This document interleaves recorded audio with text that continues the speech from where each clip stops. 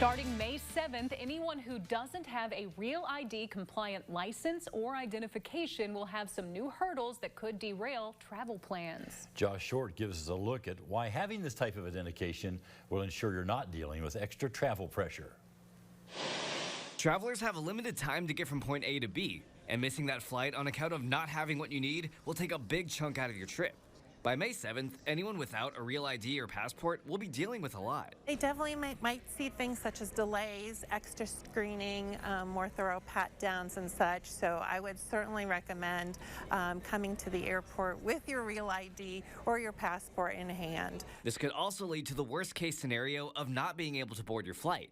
Frequent travelers say, be prepared. For other passengers, yes, I've seen it happen. Really not even in my groups, but since I'm in the airport so much, you hear stories above and below you in line. Kevin Parrott often leads group travel trips, which is why he emphasizes the importance of having your documents ready, especially if you're a traveler using Real ID. What I've heard, though, some people actually text copies of things like that if they're in the line and they forgot to bring something.